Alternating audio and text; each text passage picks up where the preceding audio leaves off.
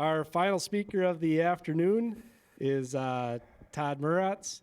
He has an animal science degree from the University of Nebraska and currently serves as a chief production officer for Wakefield Pork.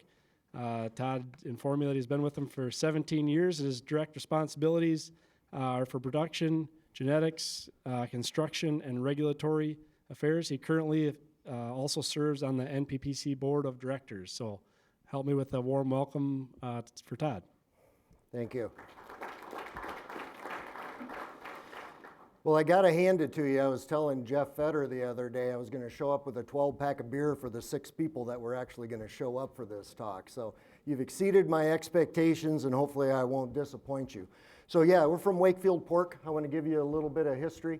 It is a family-owned company, Langhorse family. Lincoln is in the audience with us today, multi-generational, and a great family, great company to work for. Honestly, there's nothing glamorous about the work we do, but there's nothing more noble. And so that's the way we instill in our employees. The work that they do is important. They're feeding people throughout the world. They take a great deal of pride in the care and attention that they give their animals. Just a little bit of background on Wakefield. We got about 55,000 sows. We got about 800,000 pigs on feed at any one time.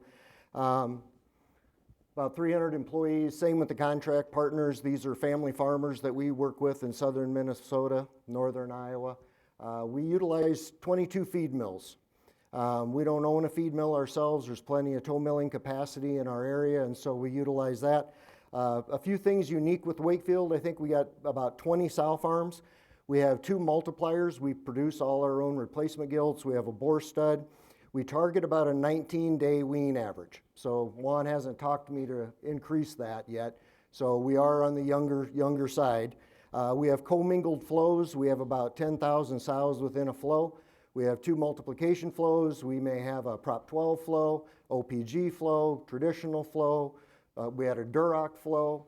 And then if there's health challenges, then that's a flow by itself as well. So it's a lot to manage as we work through, working through everything. So my topic was productivity with applied impact. What this really comes back to is there's been a lot of technology changes and a lot of research done, and a lot of it in effect to help reduce labor or to be substituted for labor, to help us manage with less labor. Not necessarily a lot of it to increase productivity. And so there are some things that have increased the cost of production. Every producer has felt it. We're producing a more expensive pig. And there's numerous reasons, whether it be feed cost, whether it be inflation, labor prices, a lot of things. And for us to be competitive, we lost our competitive advantage to Brazil. That's not acceptable. We need to do better than that. We can do better than that. So one of the things that in our kind of way of looking at it, the single best way to lower your cost of production is to increase your throughput. Have a bigger denominator. And so that's what we focus on. Over the years, these are numbers from Wakefield since 2010. We do a lot with total born has increased every year, year after year. It's amazing how many pigs these sows can have and what their potential is. Pigs per sow per year is a little bit more up and down because of health status. We have PRRS breaks, and those are just parts of doing business. Some years are better than others, and we manage through the ones with closures or depops or whatever the case may be, depending on the strain, and move forward. So really I want to talk about one thing, and that's really about implementing targeted culling procedures to improve sow farm productivity. We talked about the removal reasons, and we got all the same removal reasons. One reason that's never on anybody's is productivity. How many sows are we replacing because they shouldn't be in the herd? They're not carrying their weight, they're dragging down the system, and the average productivity of a sow farm is really the average productivity of what the profile of that is. So, and there's a lot of reasons you get into that. Some of it is there's voluntary versus involuntary culls. You got sow death loss. You got death rate. All those things limit how many culls you have, and then a replacement rate. On too many farms like we have, it's like, oh shoot, I got a cull truck coming next week. I better go find some culls. Where it'd be much better to give that farm manager, or give the people on the farm a tool, go find these animals. These animals are dragging you down. They're hurting your productivity. They're costing you more than what they're giving you back, and see if we can move that target. So that's really the demonstration that we did. So maximizing genetic potential, number one, it starts with genetics. Number two, health and nutrition, like we were talking, and the other is management. If you don't have one of those things, you're limiting the genetic potential of your herd. So we work very hard to try and get farms to qualify on all three of those factors. This is PIC's chart. You got, right now, the current standards on pigs per sow per year today, 33 and a half. Very doable. Of the 20 farms we got, we have 6 farms over 33 and a half. Our highest farm is 35.3.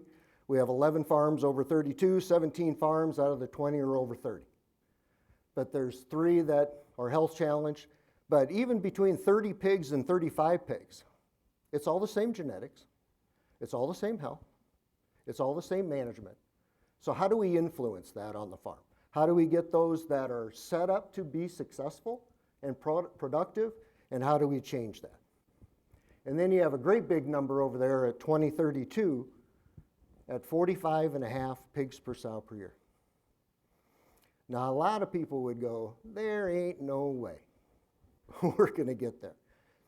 But then I remember when I started 17 years ago at Wakefield, we had a meeting about what the goal should be for the company, and the debate was, should it be 24 pigs per sow or 25 pigs per sow? What was that goal going to be? And now if you're below 30, something's wrong.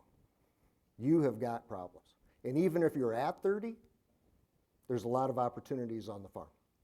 And I would maintain that it's the profile of your animals that may be holding you back. So some of the considerations: performance predictability. So we put cull criteria on, and this is an example. If you're not keeping up, if you're not contributing, if you're in the bottom 25%, and a lot of it targets the older parities, but we also have some on the younger. So we want to have pressure on which sows are performing for us, which ones aren't, how do we get them identified, and how do we get them out of the herd. Genetic improvement value. Pigs out of a gilt are more productive than out of an older parity sow.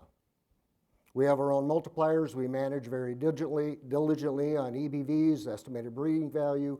What is the cost of that? If your gilt coming to you today isn't better than the one you got last week, you're doing something wrong. But it's always what is the value of that compared to a 5th or 6th or 7th parity sow and the genetic potential on those. So this from 2011 PIC data, 30 pigs or $30 per marketed pig. So that should be part of the equation that you're looking at on making some decisions.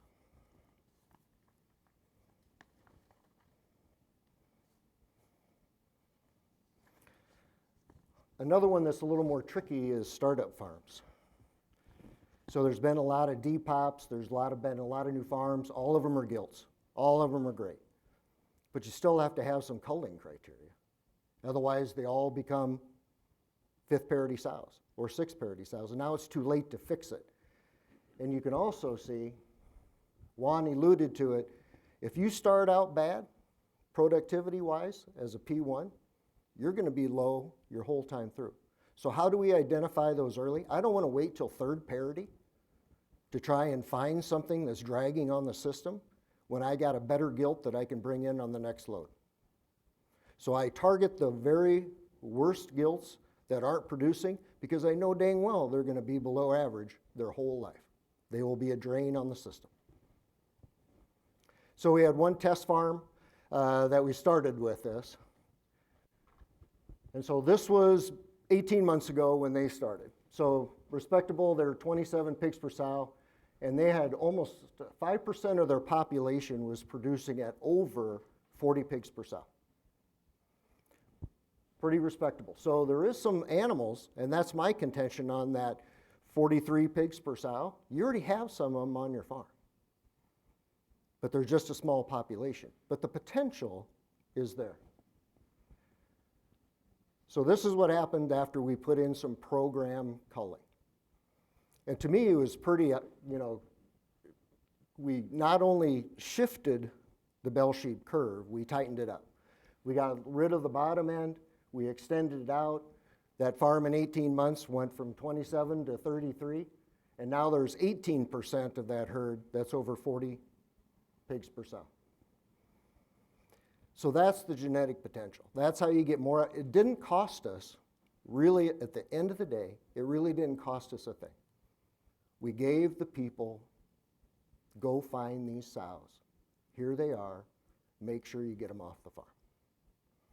And so it kind of changed the dynamic of how they were managing that population. So any idea what that sow right there's productivity is? So that's a fifth parity sow that's at 53 pigs per sow per year. We should have kept every one of her gilts.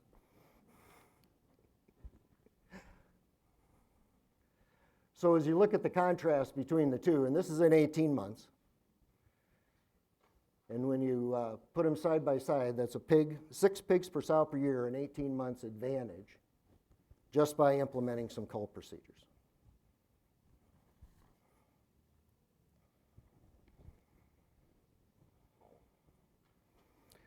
I have a little bit of a disclaimer on this. So please understand, we are very early in the process. This is something that I've been wanting to implement for years. I finally found people that were smarter than I was that was able to put this together, as Sherry and Joe. The other side is, I've been at the company 17 years. The head of sows and the head of grow finish have both been there over 25 years. They know what they're doing. It's the stability, it's the leadership that they give, and making sure that a lot of these things are looked at, that things are done right every day, and that there's very healthy competition between the farms. The criteria we laid out was very specific to our system because we raise our own gilts. Okay, we're not going out and buying gilts. I can adjust your gilt flow. I can send you 10 more the next time, or 10 less. It depends what you want or what you need or what benefits the farm. So that's very specific to a lot of systems. A farm needs to qualify. In order to get on this program, that farm needs to qualify. What does that mean? It has to have health, it has to have management, it has to have genetics. So all the genetics are the same throughout the company. Your health may keep you from being part of it. But I got to tell you, it was a very fun project because I pretty much hand-picked the first farm that we did with a manager that bought in. Yes, we can make a change. Yes, we can do things better. And we had to prepare him that, okay, if this works, you're going to have more pigs.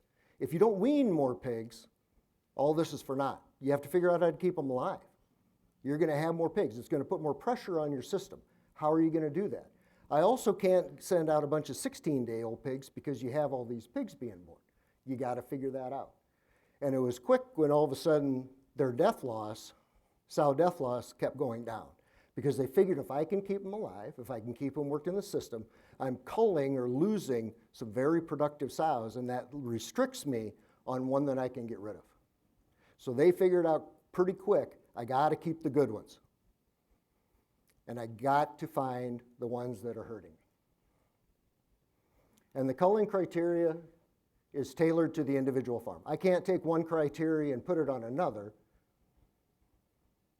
or they may have to cull half the herd, and you can't do that. It has to be, that's why it took 18 months.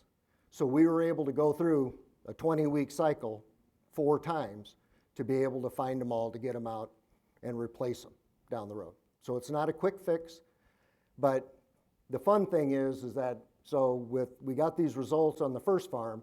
I brought my head of sow farm and the guy head of genetics in. They wanted to sign up every farm in the company. It's like, holy smokes.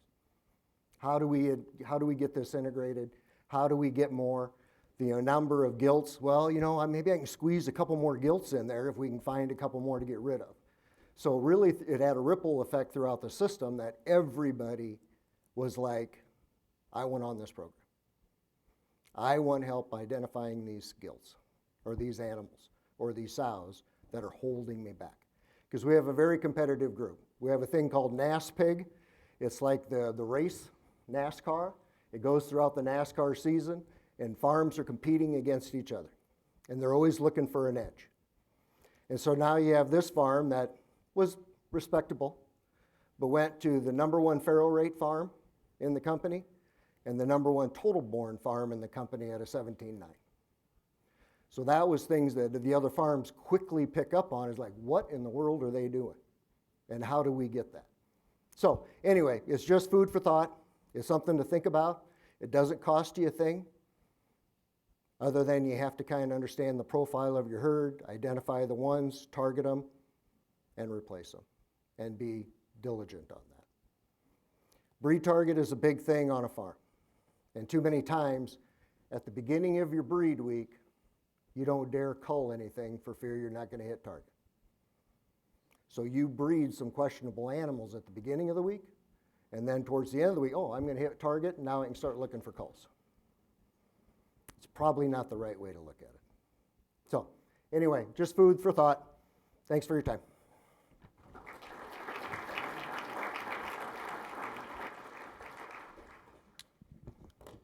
Thank you, Todd. Questions?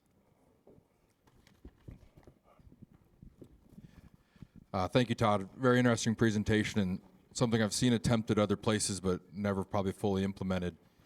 So when you start this, and you have whatever replacement rate, whatever sow mortality, and you have these voluntary culls occurring each week, they're not replacing hulls of dead sows or multiple returns. How did you get that going? Was it simply every week in their voluntary culls they weren't doing the right ones?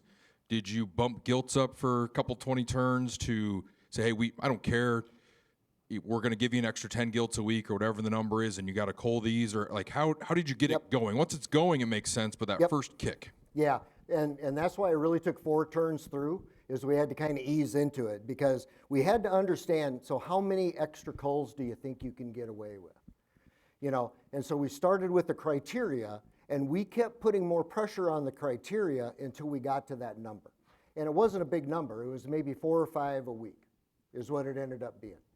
And so then you find these 4 or 5 a week, you put the criteria on, you go out and find them. Next quarter, we're going to rerun it and see what kind of progress you make. Well, now the criteria you put on was only a couple a week. So you tighten you made it harder on them.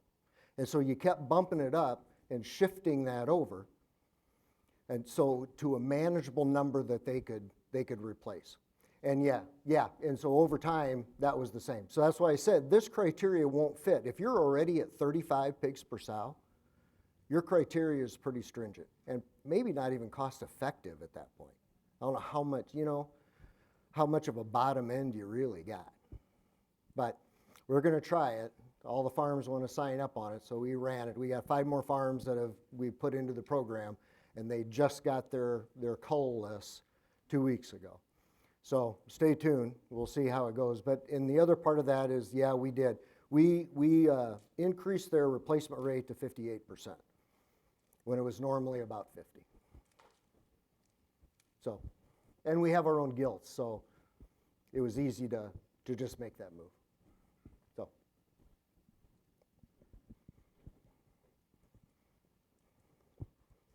Oh, got another one. That list of culls, I didn't read it fast enough to see if it logically made sense. But was that your list of culls? Was that the priority? I didn't read because they may not have all flowed together, but was that kind of your, from absolute? Top to bottom, the most pressure went on the older population that weren't keeping up, the bottom 25% of a parity potentially, and then it worked its way down. So then we kept adding to it. And then when we got to, so the next farm we did was actually a gilt startup. So they're all gilts. So then we started implementing some criteria on the youngest females because they were all young. Yeah. And so it started with, I think, the bottom 5% of your first parity. We're going to get those off the table. And then it went into a little more pressure after second parity if you're not, producing. And Juan was like, 20 pigs after second parity is probably not hard enough. Cool, thanks. Another question?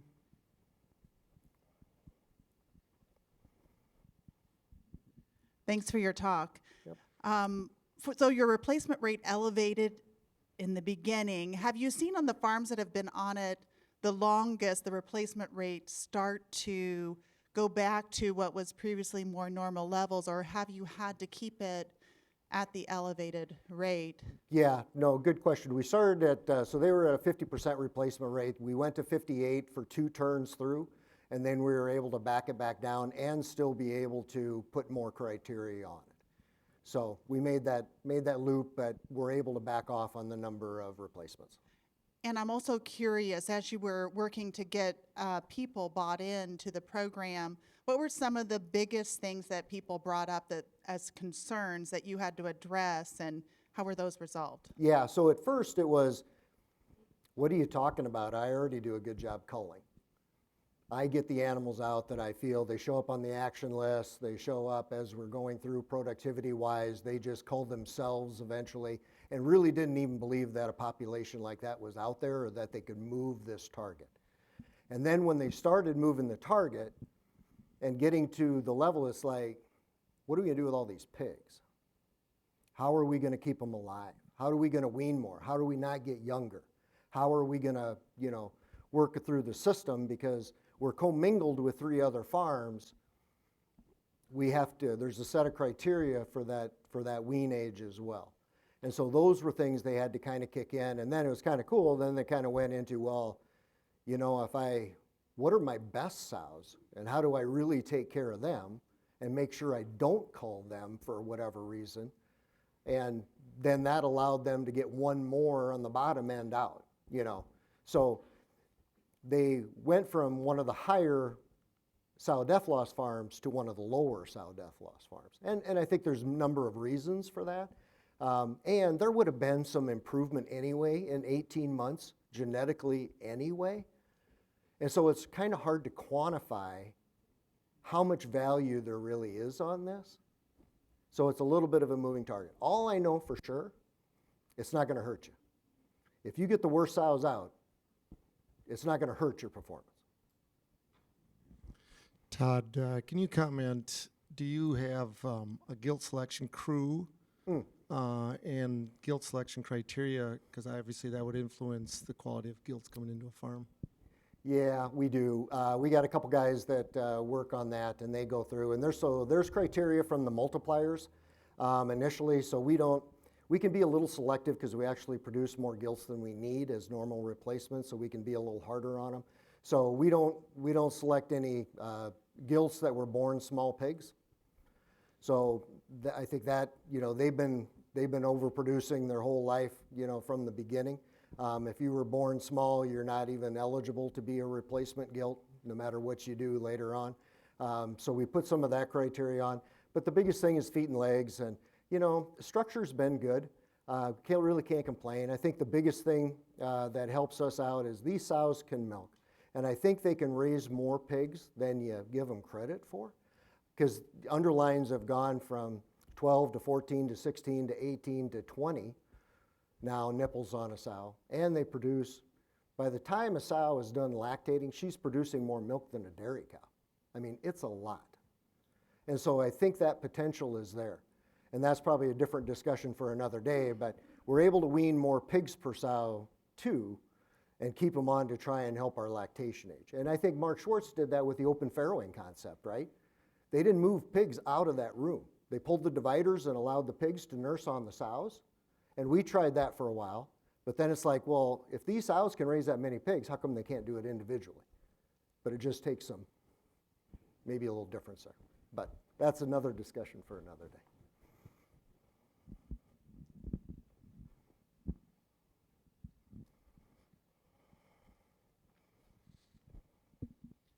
Thanks for your presentation, Todd. I have a question about the housing. If you got more pigs, you need more weaned pig places. How did you manage that? or did you go down in sow numbers? As far as on the farm with the more pigs or spaces, or? Wean to finish spaces. Oh, well, yeah. I think that's a good problem to have. I think it's, you know, it's one farm and we're incorporating into the other, and we're a little bit elastic. We buy some pigs, we have a flow, we set up the flow, you know, it's more seasonal time where, you know, this time of year pigs are really growing. A month from now or a month ago they weren't. And so we really don't come in and out with spaces necessarily. And I think it's just a good thing to be on the right side after a couple years of kind of some PRRS and the 144 and those strains coming through to get healthy again and have farms. It's fun raising pigs again. You know, Mark Schwartz said a thing about the toll it takes for disease to have on employees. That's a real thing. They much rather enjoy coming to work and having something like this to work on